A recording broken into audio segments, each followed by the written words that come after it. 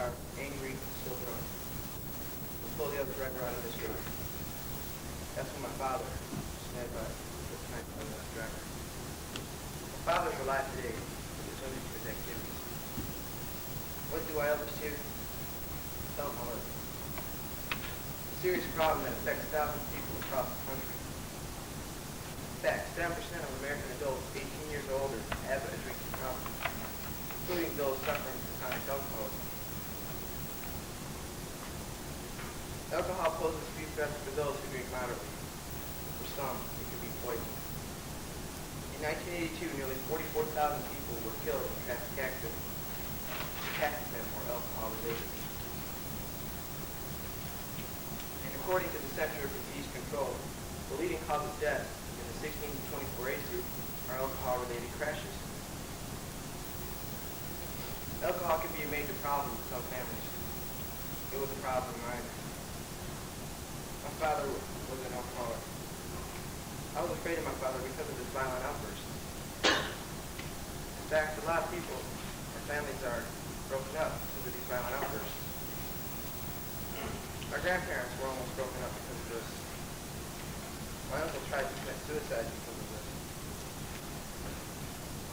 Alcoholism runs rich in my family, and it is a scary thing. Alcohol has some serious effects on your body.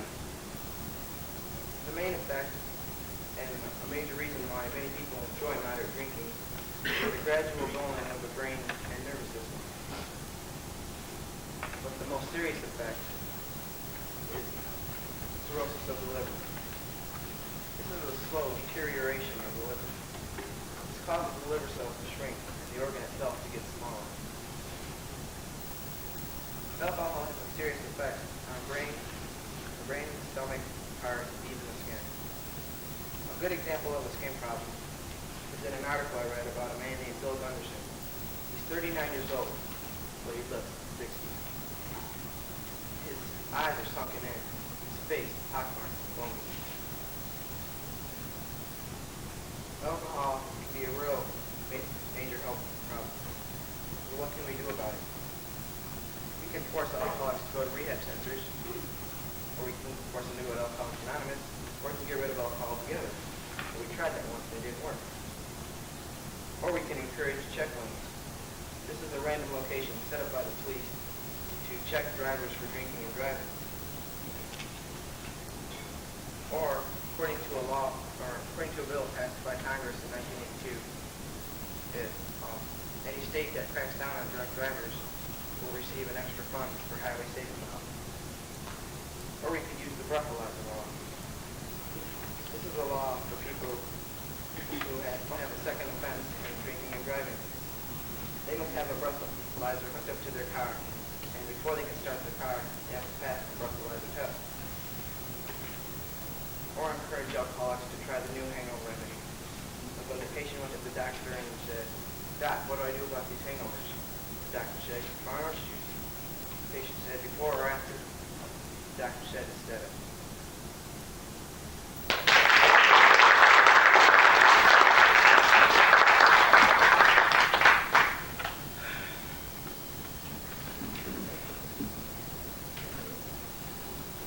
Time was 4 minutes.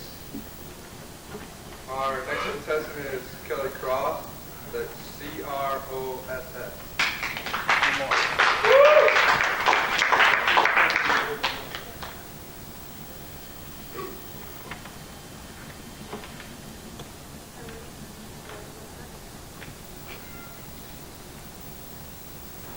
It was a brisk October day in Philadelphia, Pennsylvania, when a 52-year-old resident stepped outdoors for a stroll through the neighborhood.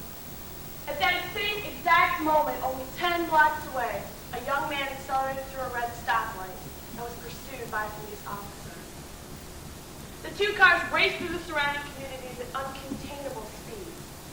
The chase finally ended when the fleeing car struck and killed an 11-year-old girl and that 52-year-old father of 9.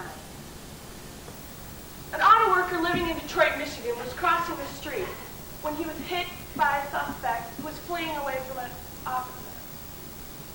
That car was traveling at 90 miles per hour at the time of impact, and examples are anything but rare. In fact, they are just two of a growing number of high-speed chase casualties.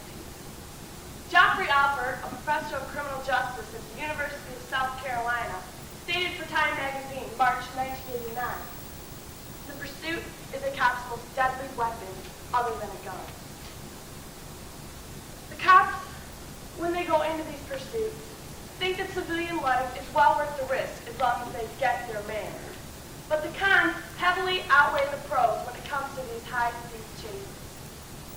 17 and 45% of all pursuits end in property damage.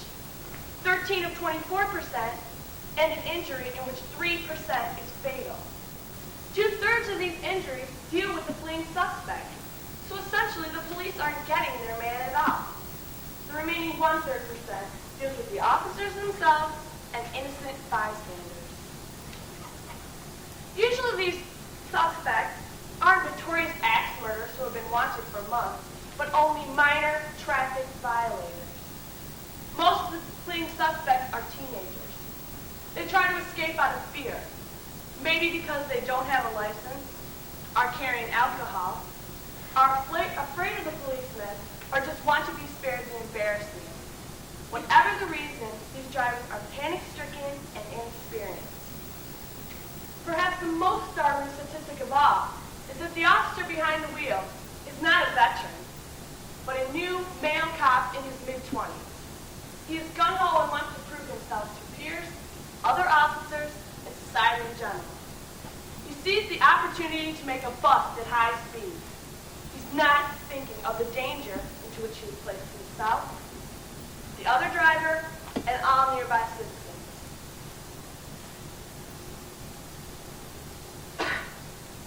The officers believe that teenagers and other things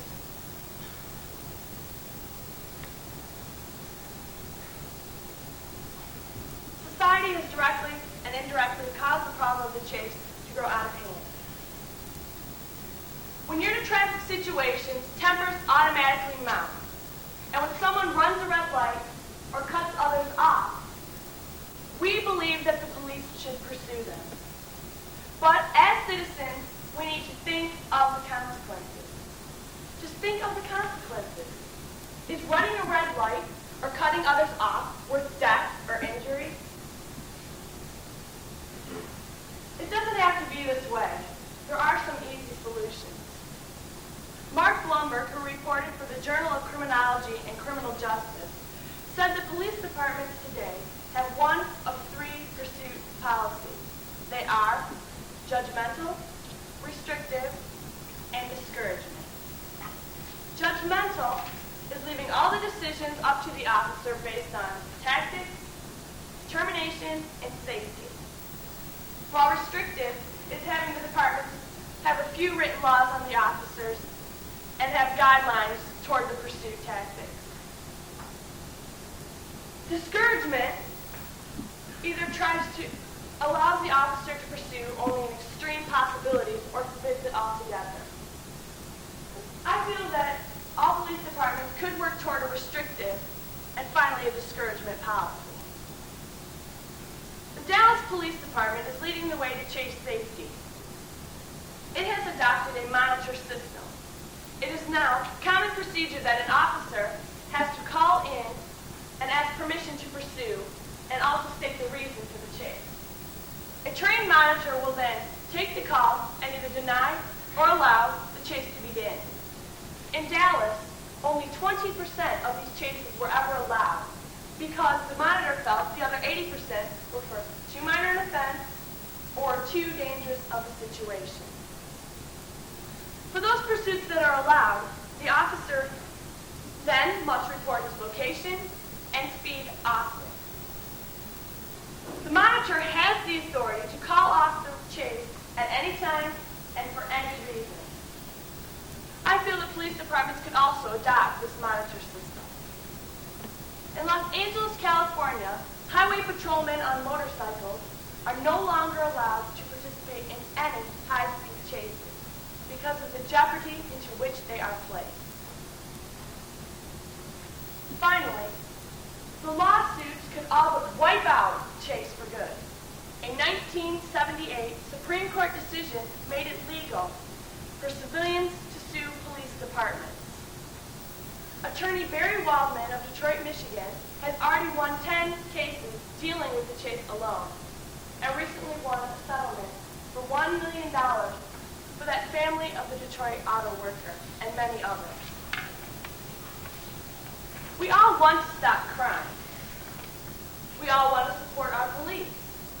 But we need not go about this very, very dangerous and very emotional topic. The facts are there. High-speed chases kill.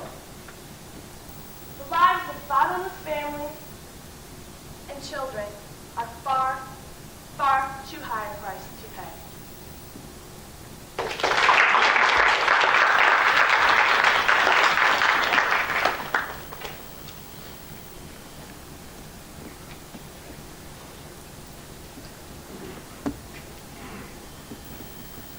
Time for that was 6:50. Our next contestant is Mark Stewart. That's Stewart.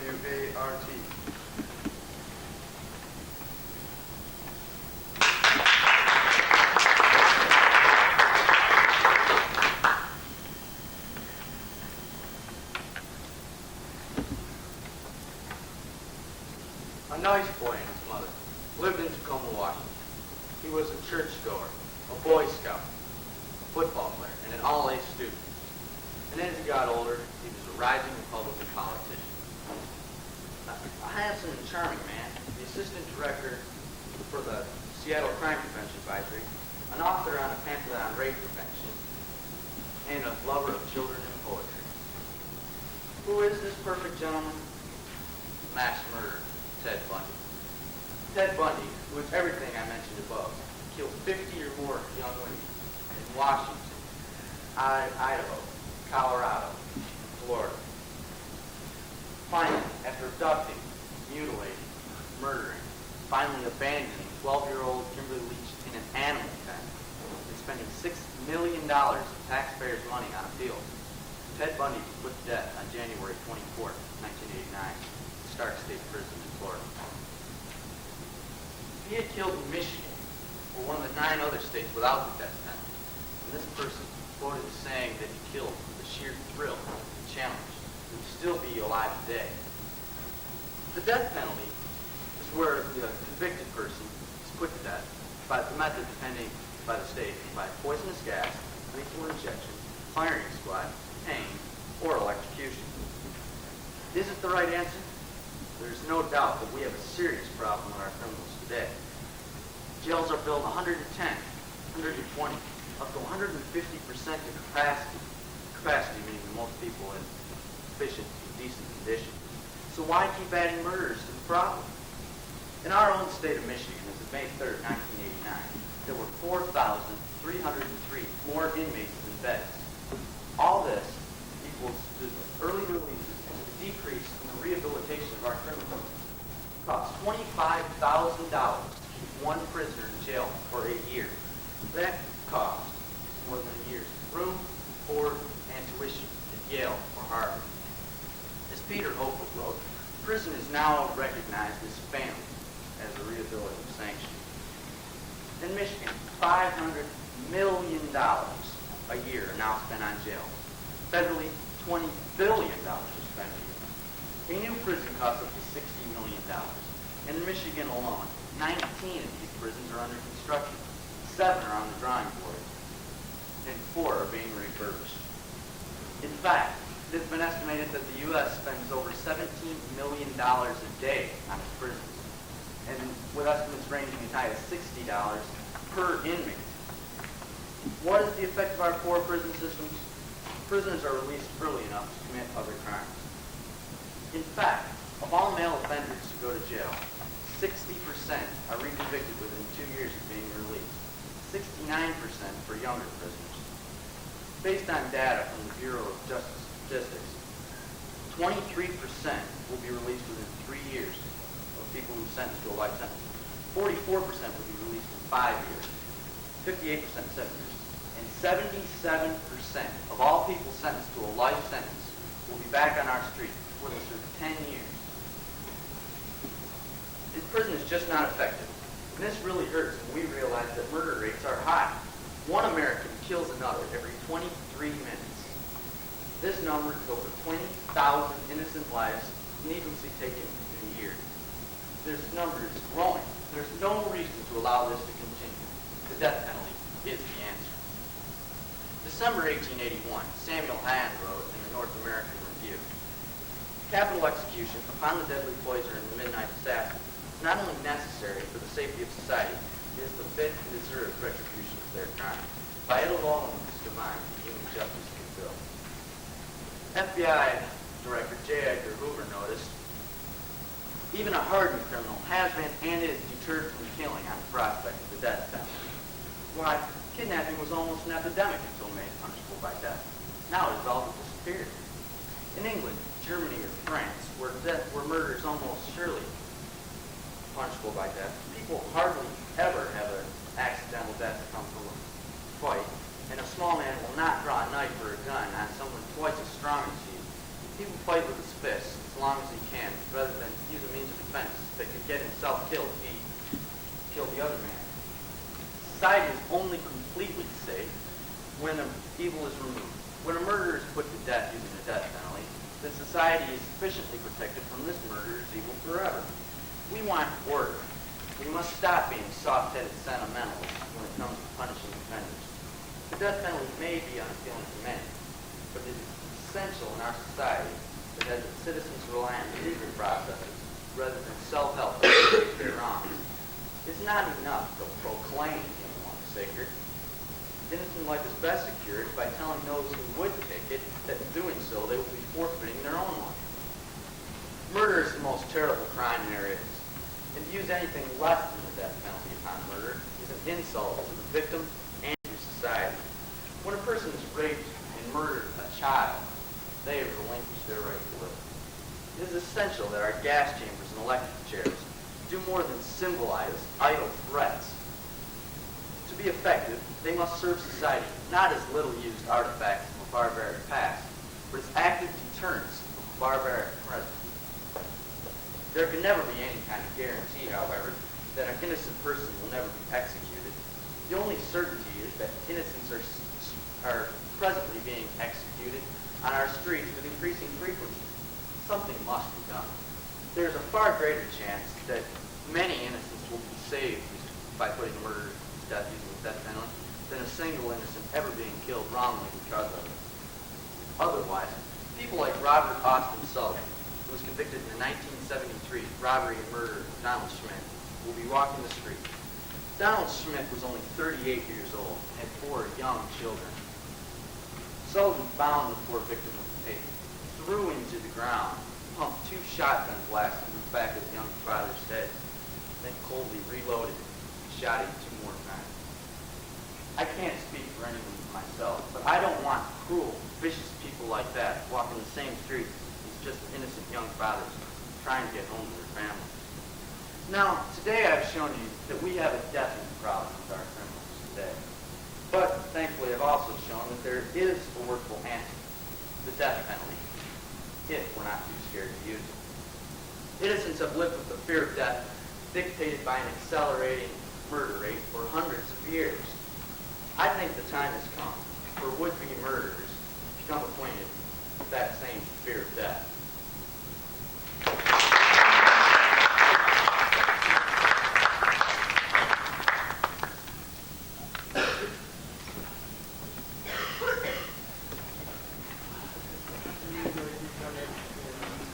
The time for that was 7:27. Our next contestant is Bobby Kraft. That's C-R-A-F-T. She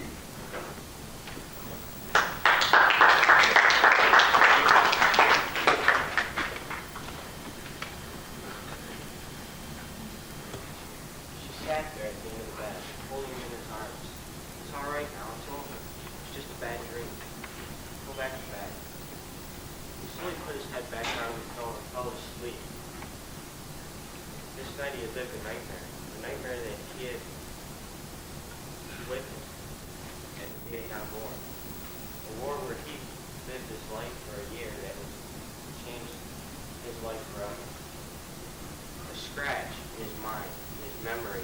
like the scratch on a record player that would play over and over and repeat constantly, playing back a nightmare with fears, things he had lived there. This nightmare is very hard to deal with for many people. It may cost them jobs, friends, or even their life. To deal with this, many things must be done. They have tried drugs, care homes, sit down and talk to counselors, people listening. And most of this has failed.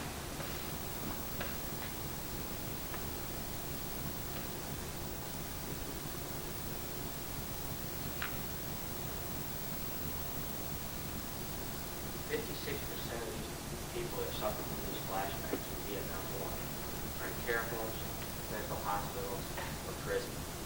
This isn't where our heroes should be. The heroes shouldn't be stuck in somewhere where they don't belong. We should care for them and help them in any way we need.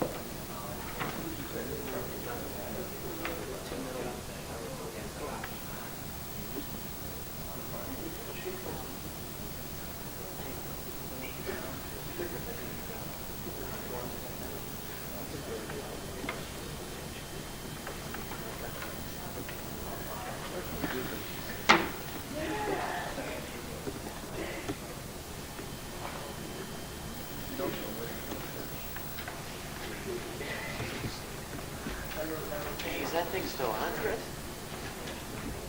Well, what are you filming? Why don't you get a shot of the cherry crowd? Hey, Brett, so did you. Hey, Brett, so did you. Great, Brett. No, you didn't. Laura had. Of course you did. I bet you got underwear out on you.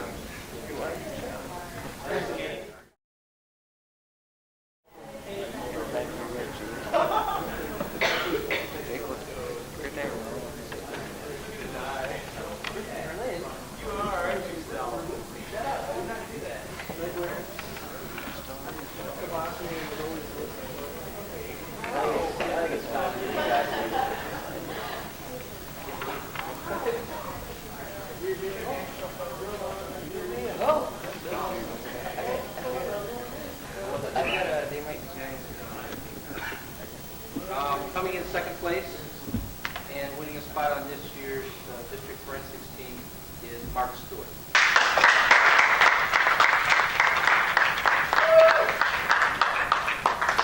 This year's Chelsea Oratory champion is Kelly Cross.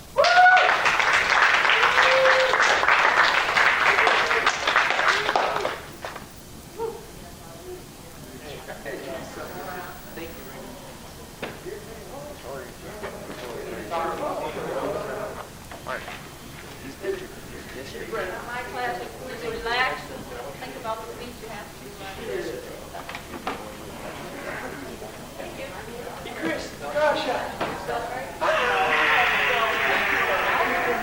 Hi, Mom. Holding on the camera. Hi, Mom. Hi, Mom. Are you recording? Hi, Mom.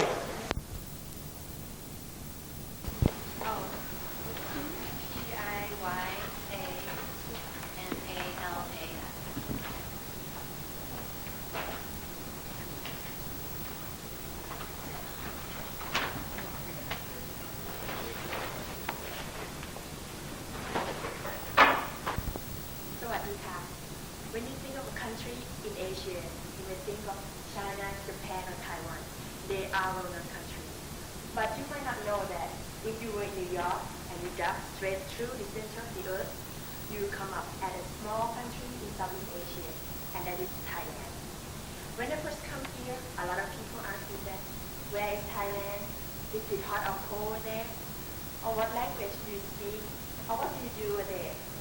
What I just did at the beginning is how we greet and pay respect to each other. And it's the way to say hello or goodbye, which means almost the same thing when you shake hands with me. Thailand is just a small country. The whole country can fit in the state of Texas. And we have a population of about 55 million, but 6 million live in the largest city, which is the capital city too, and we call it Bangkok. Thai people, however, call it Krungthep, which means City of Angels. But Krungthep is not a full name, and foreigners that have heard the full name say that Bangkok might be the city that has the longest name in the world. And the full name is Krungthep Mahanakon Amaratanakoti Mahindra Diya Mahanok Pumnapara Dachthani Burirong Udom Rachanive Mahatthana Mohimana Parasi Sakataya Pinakamati.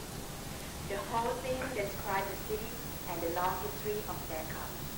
Thailand itself means land of free, and we call country Thailand because we are the only nation in Southeast Asia that has never been colonized by Western powers. And some foreigners may know Thailand as Siam. It's an old name of Thailand and it means dark people. Now about the language.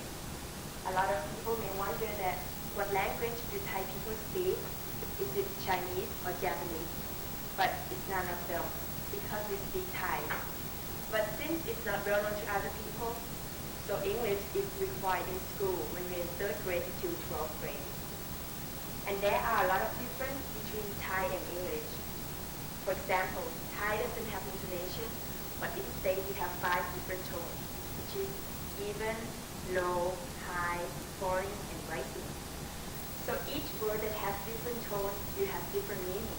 For example, the word car, you have car, car, car, car, and car. Car means to stick, car means a plant, car means to kill, car means to trade, and car means to live. So you must be careful now because you wouldn't want somebody to think that you want to kill them if you just said they have nice legs. And now Thai alphabet and numbers are also different. Thai alphabet looks like this. It says Swadika and it means hello. And this is Thai number 120.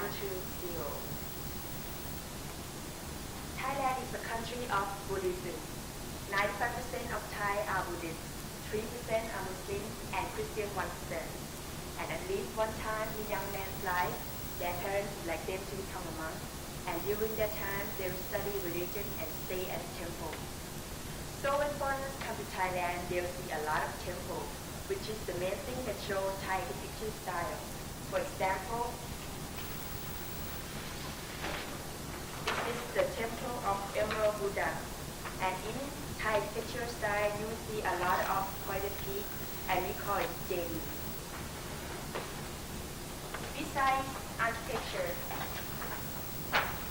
we have Thai drama, Thai music, and Thai dance, which based on unique system. For Thai drama, we wear masks to show the character. For example, this is the monkey, this is the giant, and this is the hero. And now for Thai music, the instrument is different too. The one I have with me is called a fiddle. And a fiddle is not hard to play.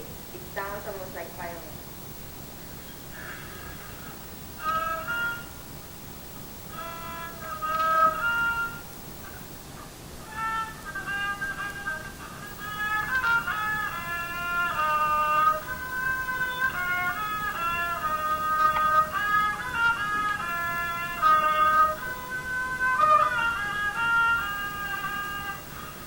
And now for Thai dance.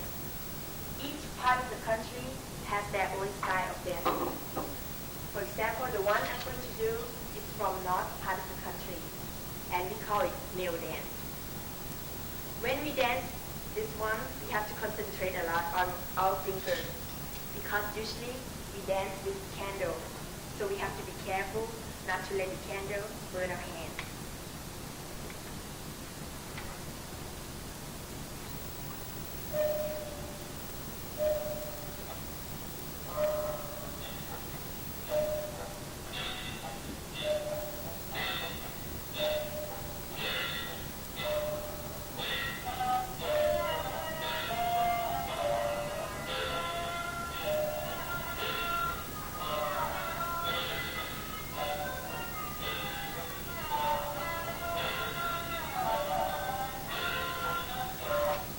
Not only the dance that is different between each part of the country, their costume is also different.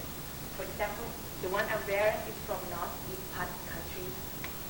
Bangkok is almost like here in terms of building and everyday life, but 68% of the population live in the villages and farm the land because we have tropical climate, and the average temperature is about 62 degrees Fahrenheit in winter and 100 in summer. So if you happen to go to Thailand, you need shorts and t-shirts. And we welcome you to Thailand, which is known by foreigners as Land of Thousand Smiles. And I hope you have a great time in Thailand.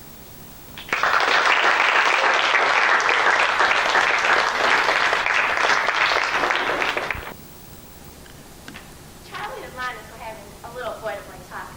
Well, Linus goes to Charlie, you know, I was just trying to talk to that little girl off the street, but I couldn't say a word. I just stood there, all embarrassed and confused. I got so self-conscious, I didn't know what to do, so I hit her. A cartoon is a single drawing, or is a series of drawings, that makes a point, tells a joke, or a story. Usually they are humorously or sarcastic. A gag panel, there are many different forms. There's the gag panel, the comic strip, the gag strip, the editorial cartoon, and animated cartoons. The most common is the gag panel. It tells a joke in a single drawing called a panel. Then there's the comic strip. It consists of a sequence of panels that tells a story. It features a cast of cartoon characters and is usually published in newspapers and daily episodes of 2 to 4 panels. Then there's the gag strip. It tells a complete story or a joke in a single episode.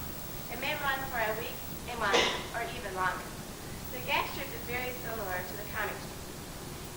The editorial cartoon, or the political cartoon, usually is a single panel drawing that portrays the cartoonist's view of current events, prominent personalities, and public issues. Although many of them are humorous, they make a serious point. Animated cartoons are a series of cartoon drawings filmed and projected as a motion picture. They are started for motion picture entertainment and are used in television advertising. They present material in schools, and industries, and armed forces. Did you know that cartoons began on walls in prehistoric times? Well, in ancient Egypt, Greece, and Rome, a pictorial narrative was used to record historical events, lives of important people, and legends. In the Middle Ages, hand-drawn illustrations with captions supplemented the text of books and illuminated manuscripts. In the 15th century, the invention of the printing press with movable type was invented. It enabled written and pictorial matter to be reproduced in quantity. In the 16th to the 18th century, all kinds of news reached the general public by illustrated brochures, flyers, and pamphlets. Many of these were the early forms of the editorial cartoon. In the 19th century, newspapers and magazines began to reach wide audiences. Because of this, satirical and political cartoons became well-established features of journalism.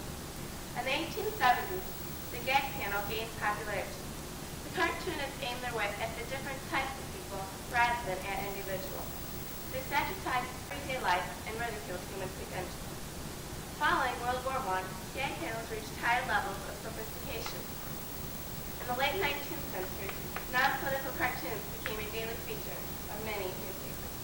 They originated by the newspaper staff artists and were aimed at wide audiences. Comic strips, which were developed by American cartoonists, evolved in the 1890s because of the competition of Joseph Pulitzer and William Randolph Hearst. In February of 1896, Pulitzer's New York World published the first comic panel in color. Hearst met this competition by adding an 8-page supplement to his New York Journal in October of 1896.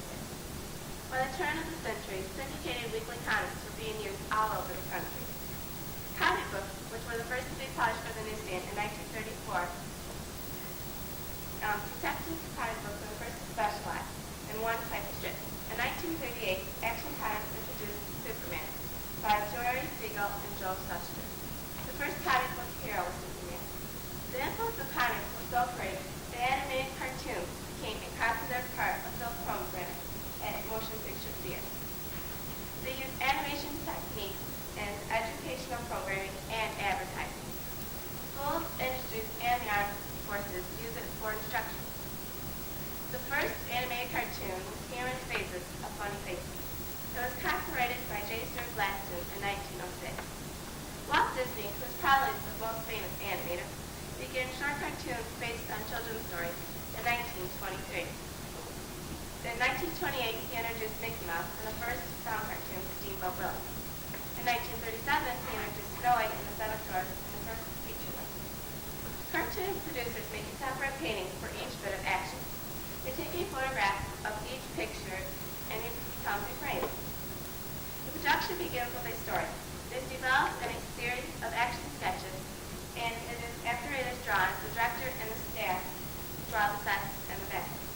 First, the record the dialogue, and after careful analysis of the soundtrack, drawing of the characters is done. The animator draws the major steps himself. The assistants then follow the planned course by filling in the details. After they complete one drawing, the second drawing is laid on top and varied just enough to make the movement seem natural. And then filmed as a rough test. If the rough test flows smoothly, they are approved by the producer and director. They are sent to the inking and painting department. There, the drawings are transferred to celluloid or cell and sent to go out. Now that you know what a cartoon is, the different kinds, history, and what they consist of, I hope you can enjoy them more. So next time you read a comic strip or editorial cartoon, or next time you watch an animated cartoon, sit back and relax. They were made for your enjoyment. And as Porky Pig always says, that's all, folks.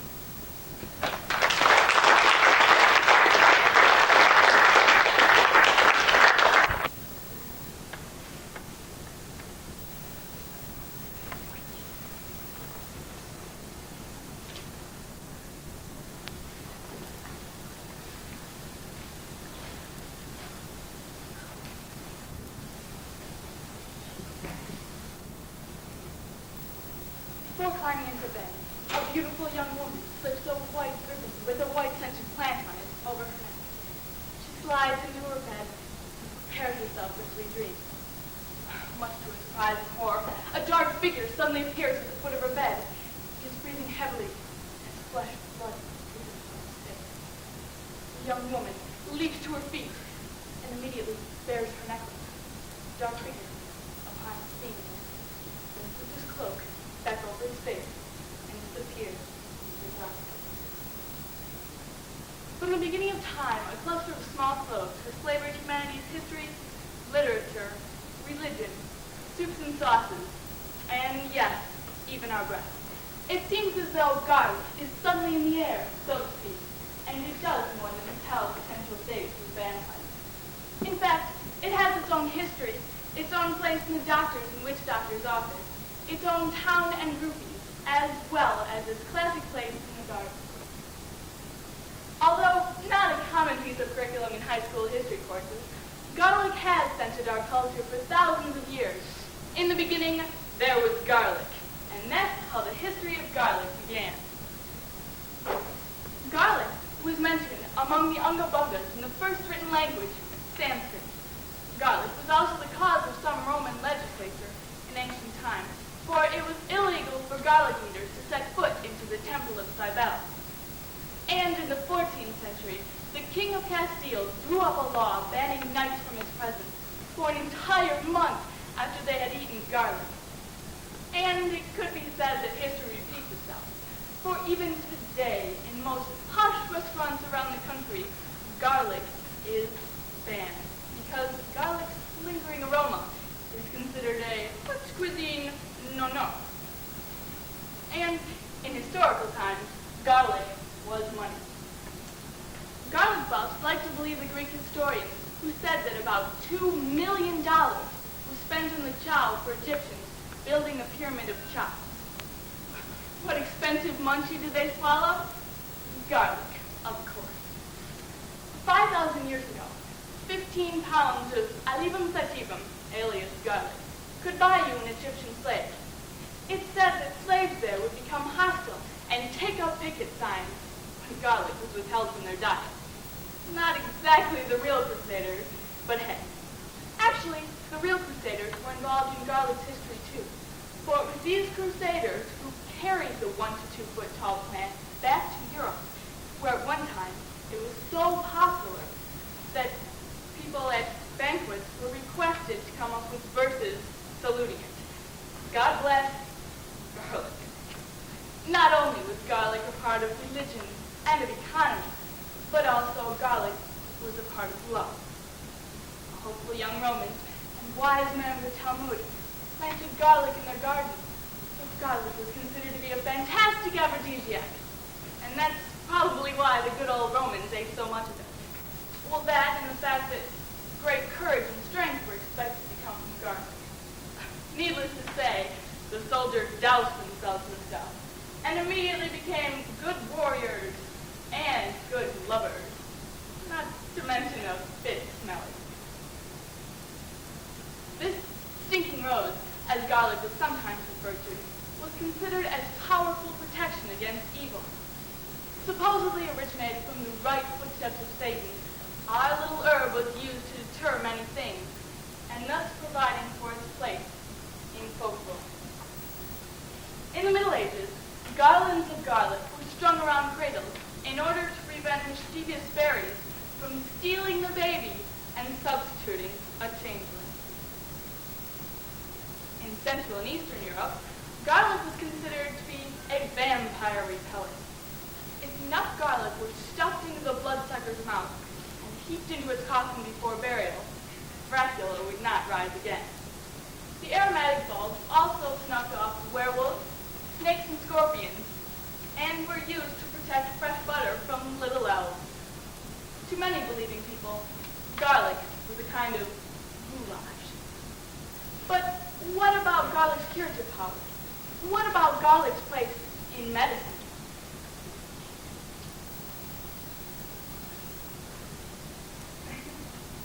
This little plant, being antibacterial, antifungal, antiprotozoan, antiparasitic, and antiviral, was the original panacea. Through the centuries, this simple bulb has maintained its reputation from healing everything from tuberculosis to simple little infections. A Roman naturalist recommended garlic for over 61 different ailments, including hemorrhoids, shrew mouse bite, epilepsy, and the horseness. Hippocrates liked the bulb for the treatment of leprosy and chest pain. Aristotle found it a dandy cure for hydrophobia, and the ancient Persians thought it would stimulate the growth of hair in bald men. But much to the displeasure of many, we found that it did not. Folk medicine says that a cold and worms will surely be cured if one rubs the soles of the feet with crushed garlic. Well, a patient who went to bed with garlic feet woke up with garlic breath. Ample proof that the garlic was working. Luckily, nowadays, doctors are a bit more sophisticated. Many experiments have been and are being performed involving this explosive new herb. Garlic, it seems, shoos away mosquitoes as well as cancer cells. A study in 1987 showed that cancer patients who ate 2 to 3 heads of garlic a day for 3 weeks showed dramatic increases in activity of white blood cells, cells that destroy tumor cells. We are in the midst of a garlic revolution. The people are garlic maniacs and have even devoted a town to garlic. That being Gilroy, California, the garlic capital of the world. Every year in this town situated midway between San Francisco and the Montague Peninsula, a garlic festival is held, and thousands of visitors from miles around come to celebrate the goodness of garlic. There are music and dances, hot air balloon rides and games, clowns and magicians, the crowning of Miss Garlic of the Year, and of course, the annual garlic cook-off. The entire town, with a population of 21,000, joins together in the name of garlic. As a writer for Time magazine put it, these people can get real loose around garlic. And so it goes. Garlic's popularity is rising. Garlic is sure to show up in places and in stores and in restaurants and in foods you're not expecting it to show up in. So watch your breath. Unfortunately, the supposed garlic breath remedies just don't work. All the parsley and the coffee beans in the world just won't help. Just make sure all the people in the room eat as much garlic as you do, and they won't notice the smell. And remember the motto of Gilroy: fight mouthwash, eat garlic. Have you ever had a dream? No matter how hard you try to run, your feet stay frozen to the ground? Or how about you need help and you yell and yell as loud as you can, but your voice barely manages a whisper? We've all had dreams like this at one time or another. It's interesting to see that you're not the only one. But why is it that we do have dreams similar to none of this? Scientists have found some interesting things in the field of dreaming, things such as when we dream, why we dream, and different dream theories. You may find these things I'm about to discuss interesting, and perhaps maybe we have something in common with yourself. Since man first began to wonder about the nature of things, he's been puzzled over the mystery of dreams. Probably dream lore goes back to the prehistoric times, but one of the earliest recordings of dreams as a message goes back into the Old Testament of the Bible. Pharaoh was the ruler of all Egypt. He was a mighty person. One night, Pharaoh had a dream. He dreamt that 7 fat cattle were grazing in the field. Suddenly, 7 lean, ill-favored cattle came and devoured the fat cattle. In his second dream, he saw 7 fat ears of corn growing on one stalk. On the same stalk were 7 vineyards of corn, and they ate up the fat. Pharaoh thought about this dream and asked everybody in his court, but nobody could tell him what it meant.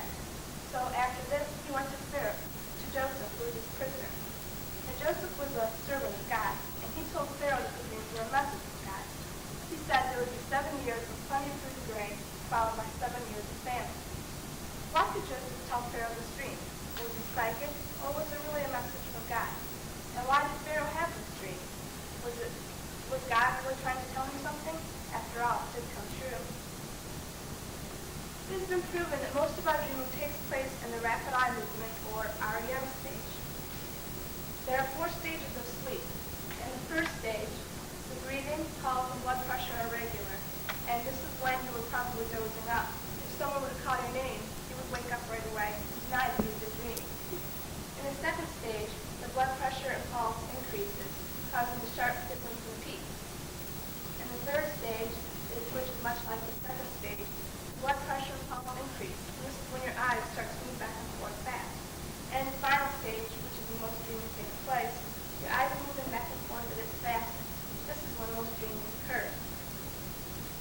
In the REM stage, your mouth may twitch, your fingers and toes may twitch, your mouth may gape open, and your body is slack. Some of these signs come when most dreams are intensified.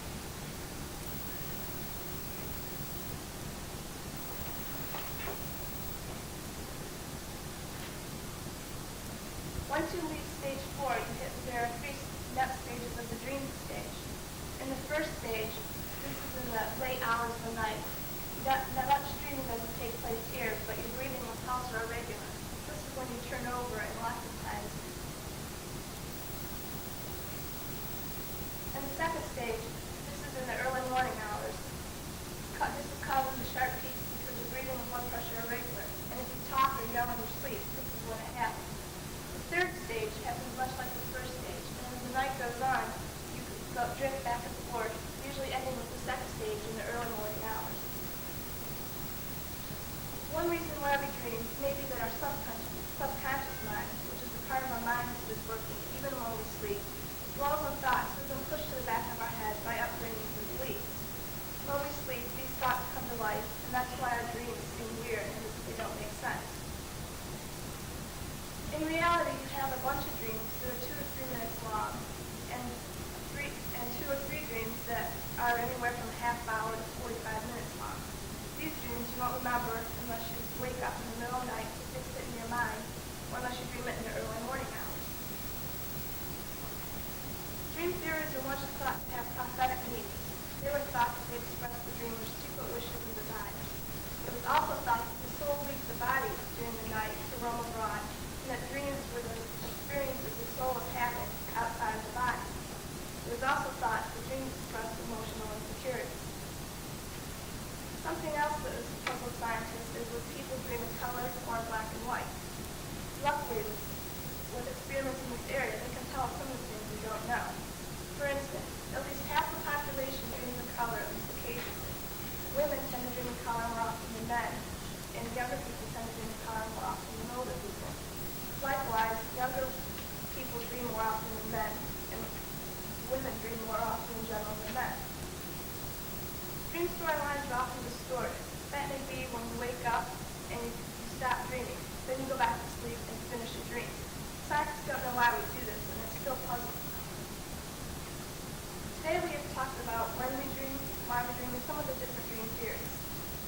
of dreams continues to go on, and there are no exact answers to some of these questions. And scientists continue to doubt the role of dreams, but man is ever curious of his own, often mysterious future.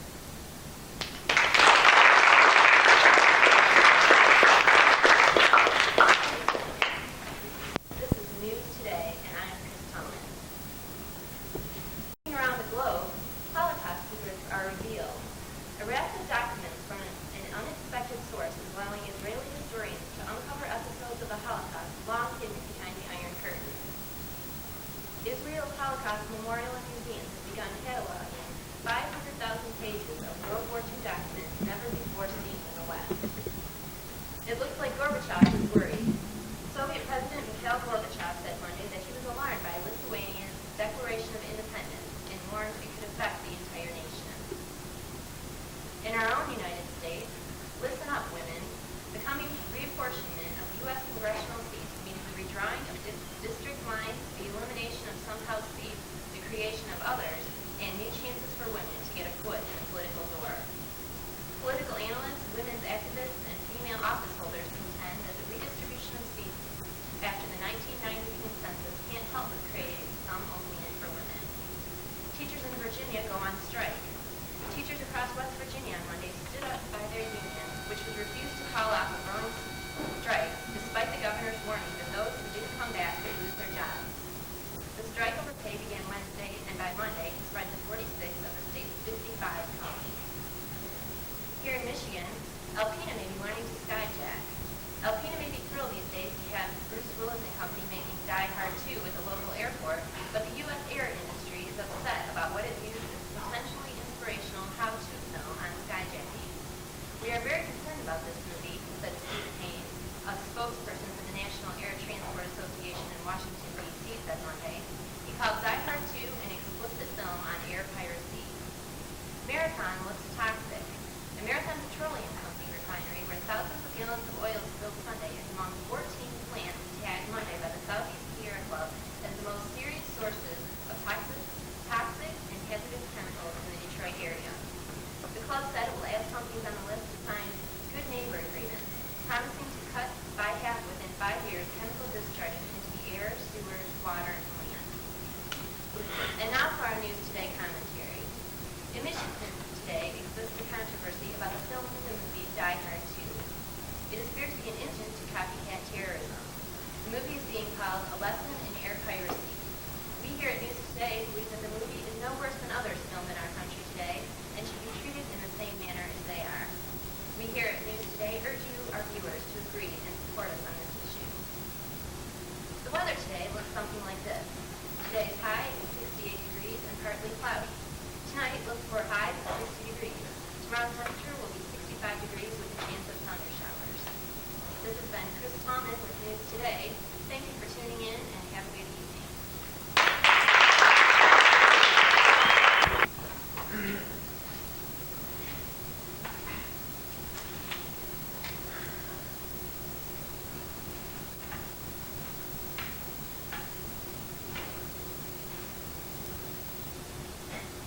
Lithuania's succession alarmed Soviets. Women see house door open and police cars in the shop. This is Tim Piter. These are the headlines, and this is News Now. Looking at the world, Moscow said Soviet President Mikhail Gorbachev said Monday he was alarmed by Lithuania's Declaration of Independence and warned it could affect the entire nation. But he did not propose taking any radical measures to stop it. The only course of action he proposed publicly seemed to indicate he has accepted the Lithuanian decision. Also, be grateful of all your limbs in their respective places, because in Paris, doctors on Monday claimed initial success for an operation in which a man whose foot was severed by a subway train had grafted it onto his forearm. A team of 10 doctors worked more than 6 hours last Thursday to save the leg and a foot of an unidentified 40-year-old man. In the nation, women on the horizon. The coming reapportionment of the U.S. congressional seats means the redrawing of district lines, the elimination of some House seats, and the creation of others, and new chances for women to get a foot in the political door. Political analysts, women's activists, and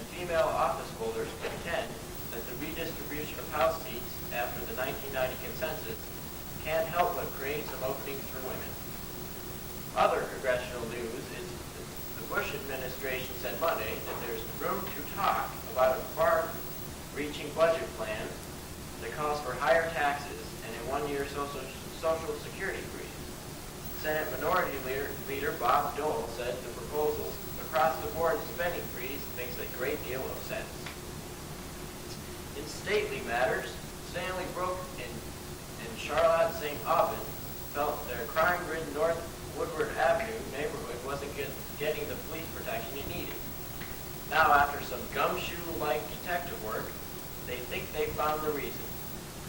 It's not a lack of police officers. It's just that the cars they drive are too pooped to patrol.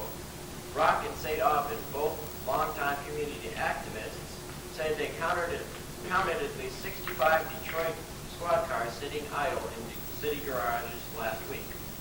Also, the weather has been heating up. All over Michigan, people shed jackets and put on smiles Monday as tropical air mass from the Gulf of Mexico made the mercury soar like a hot air balloon. And now an editorial followed by the weather.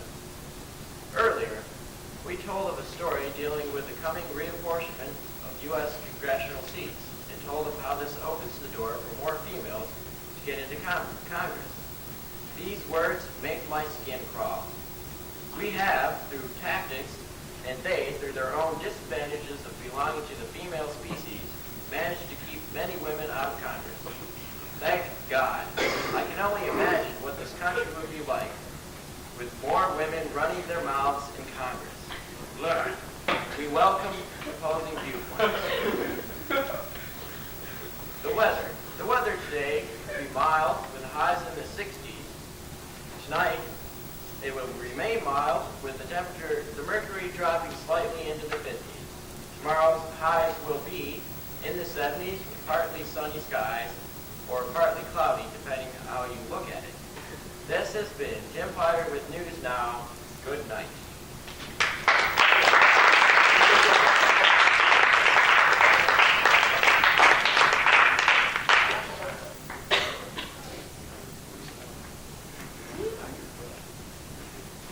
Tim's time is 3 minutes and 45 seconds. His editorial was 30 seconds. Our next contestant is Dave Oesterle, Oesterle. Well, that one.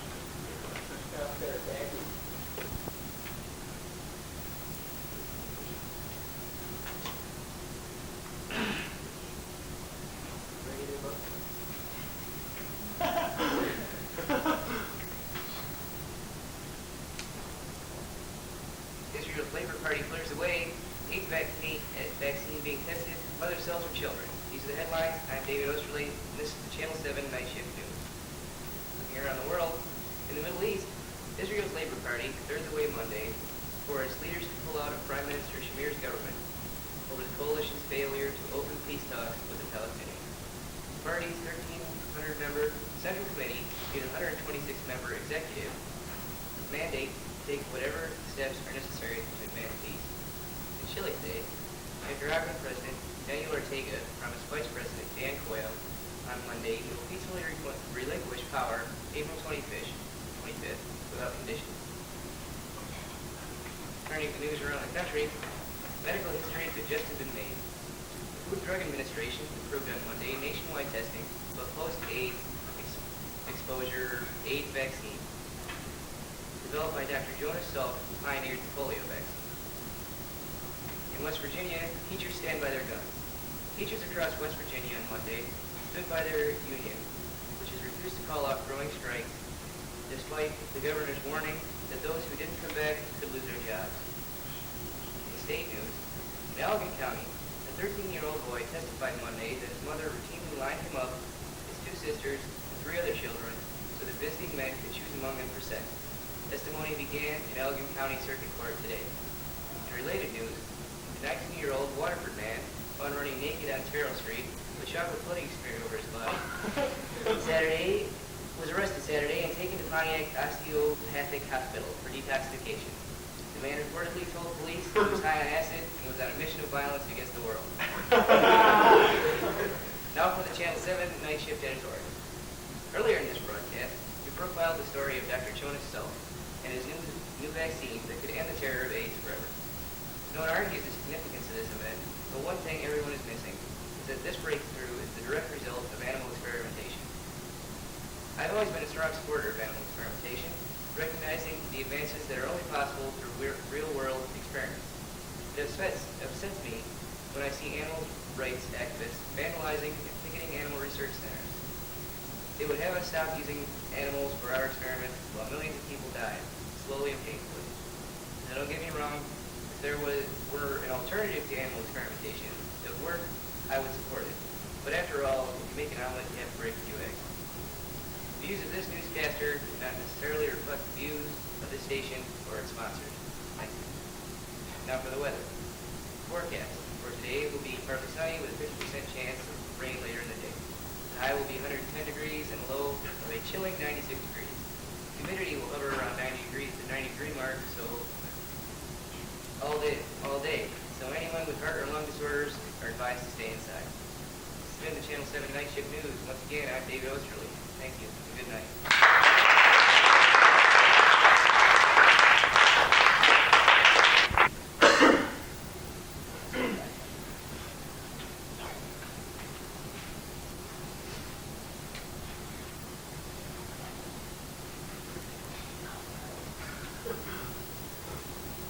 Russia's control crumbling, Reagan has been snitched on. Children attacking their parents. These are the headlines. I'm Kyle Plank, and this is Newsbreak. Looking into global affairs, looks like Gorbachev is losing his grip even more. Soviet President Mikhail Gorbachev said Monday he was alarmed by Lithuania's declaration of independence and warned it could affect the entire nation. But he did not propose taking any radical measures to stop it. The only course of action he proposed publicly seemed to indicate he has accepted the Lithuanian decision. Once again, the miracle of medicine saves a life. Doctors on Monday claimed initial success for an operation in which a man whose foot was severed by a subway train had it grafted onto his forearm. A team of 10 doctors, headed by Dr. Maurice Monroe of the hospital Rothschild, worked more than 6 hours last Thursday to save the leg and foot of the unidentified 40-year-old man. Turning to our nation, whoever said Reagan was innocent. Oliver North testified Monday that he watched John Poindexter destroy a document showing that then President Ronald Reagan approved an arms for hostage swap with Iran. On the witness stand for a second day in the Iran-Contra trial of his former boss at the National Security Council, North said he saw Poindexter tear in two the paper Reagan signed in late 1985 authorizing the shipment of Hawk missiles to Iran. The U.S. is hoping to avoid more disasters, hoping to prevent another DC-10 accident, one that killed 112 people in Sioux City, Iowa last summer. The government said Monday it will order design changes to protect the hydraulic control systems on the wide-body jets. In the state news today, angry children, Harvard. Angry children are assaulting their parents or guardians at an alarming rate. Officials at Wayne County Youth Home say they average 3 such cases a day. Ronald Shiger, head of the Wayne County Prosecutor's Juvenile Court Division, said the increase is hard to measure, but assaults seem to be occurring more frequently. Looks like Mayor James Berryman is moving up in the world of politics. Mayor James Berryman announced Monday he will seek the Democratic nomination to run against State Senator Norman Shingle, Republican from Lambertville. So far, Berryman is the only announced Democratic candidate in the 11th district, which covers Lenawee and the Monroe counties. Now for Newsbreak editorial. We here at Newsbreak feel that the recent increase of children assaulting their parents in Wayne County is an alarming sign. What kind of environment are these kids living in, and what makes them want to attack their parents? When these kids get angry, they handle it at home like they would on the street, with guns and fists. That's the way that these children are conditioned. It's time for some action. What kind of society can we live in when our children do not respect their parents? Turning to today's weather. Today, sunny skies with a high of 75 and lows tonight in the mid to upper 40s. Tomorrow it should be partly cloudy with a temperature at 63 degrees and a low of 40. Looking at the world weather, Moscow it's a breezy 53, Copenhagen 41, Saigon 64, and Bonn 56, Rome 72, and Peking a cool 56. This has been Kyle Plank with the news brief. Good day.